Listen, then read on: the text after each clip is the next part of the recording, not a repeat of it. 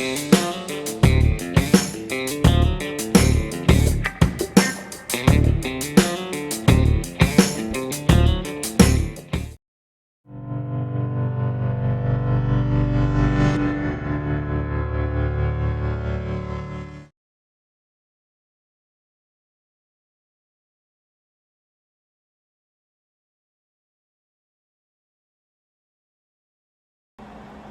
to Roughriders. I'm Jay Taylor.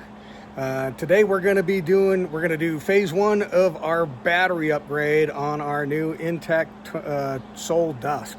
We just got back from our maiden voyage camping trip, and the trip kind of confirmed what I'd already suspected, which was the lead acid battery that comes stock in the trailer is horrible for boondocking. We could only go maybe a day without having to recharge it.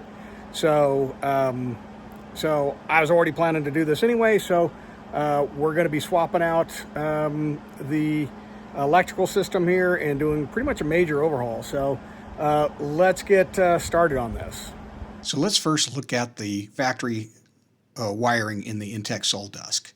It has shore power coming in here. That's connected to your main fuse panel or load center here, which has your AC and DC circuits, as well as the converter. Now that is all connected to a connect switch, a disconnect switch, which is then connected to the battery. And that is how your battery is charged in the factory settings. So let's look at the system we want to build. We want to add an inverter charger in place of the converter. We want to add a distribution center or bus bar. We want to add a solar controller along with solar panels and a Servo GX and a screen to monitor everything.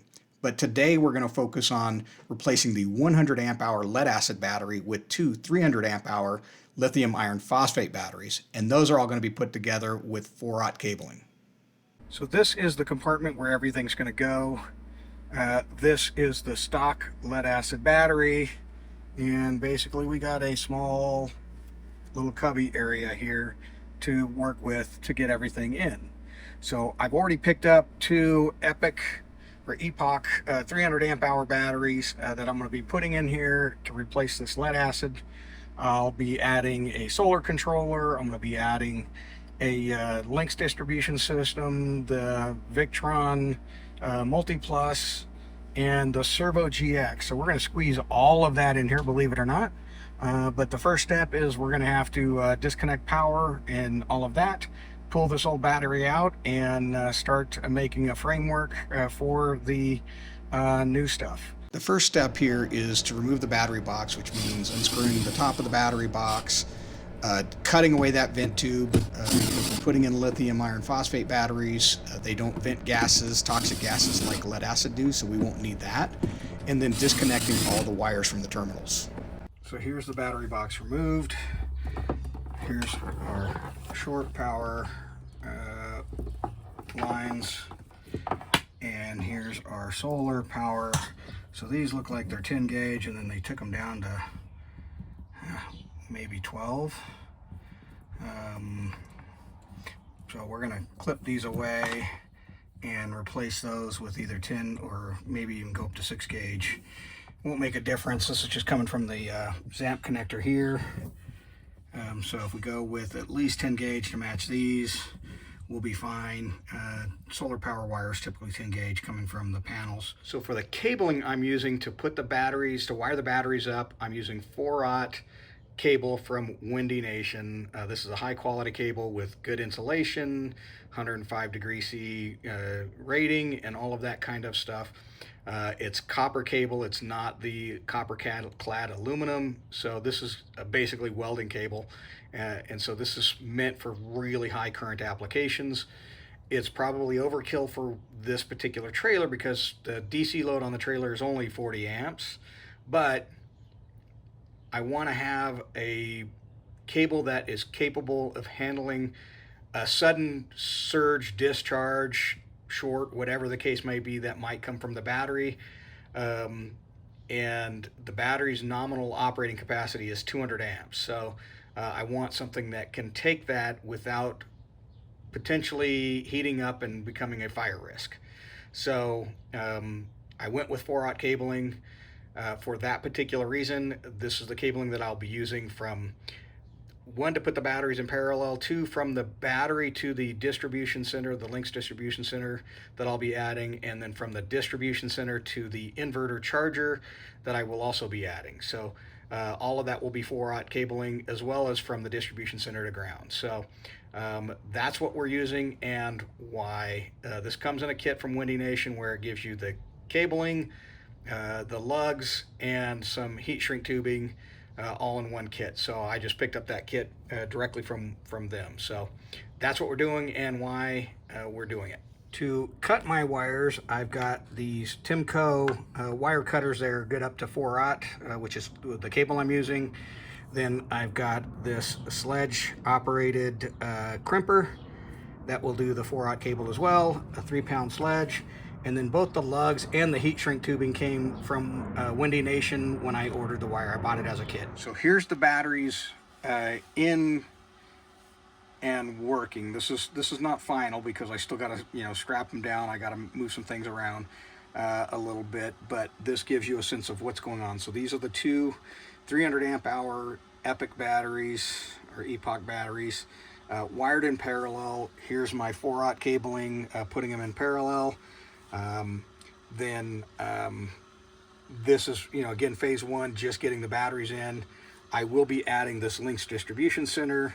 I will be adding a solar controller for the time being. The cables from the controller I've just terminated until I can get my solar controller in there and get that working. Then what I've got here is, this is the trailer wiring, factory trailer wiring. So this wire, for example, is running up to that switch right here. So that's coming in to this side of the switch. And then it comes out of the switch over to the panel, basically in right here. And so that is the wiring to the DC side of the fuse panel. The other wire here is for the trailer harness. So that's not listed on the wiring diagram. I don't know why they didn't show that, but that is going out to the tongue jack. That's going out to the tongue jack, so that way the tongue jack has power. And then obviously this is your ground wire, your negative wire from your battery terminal. That is also running up into this set right here, which is then in turn running into the DC fuse panel right there. So that is the system installed, and everything's working. Just to kind of show you that.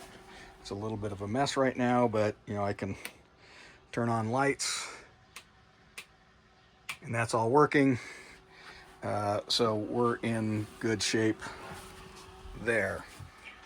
So that's the first step of getting these things in. Like I said, I still got to really kind of put in some D-rings and tie everything down and get everything going there.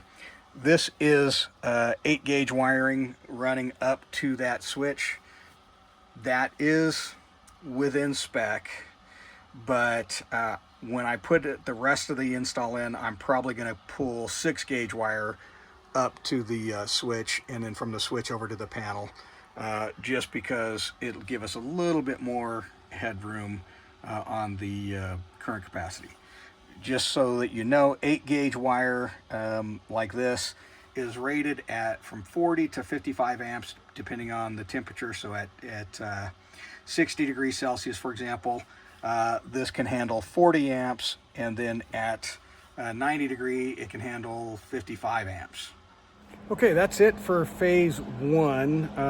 The wiring on the trailer, the standard harness, is a little thin. I will probably upgrade that wiring a little bit to handle a little bit more current in phase two. In phase two, we're going to be doing adding the solar controller and the solar disconnect. And then in phase three, we're going to probably add the inverter and the Servo GX. And then in phase four, we'll probably add tank sensors and all of that, so that way we can get everything reading on that Servo GX panel. That's at least the goal. But right now, everything seems to be working. The batteries are charging. The AC works when I connect to shore power. When I'm disconnected from shore power, all the lights are working. Everything seems to be doing as it should. So overall, I think we've got this first step down. I still got to do some cleanup work. I got to like strap the batteries in, put some D-rings in and stuff like that. But that's all easy stuff. So I'll wrap this particular video up. If you have any questions or comments, post those in the comments below. I'll get to those as quickly as I can. But that's the first step of changing out the batteries to LiFePO batteries from the lead acid in the 2024 Intech Soul Dusk. Thanks for watching. We'll see you next time here on Roughriders.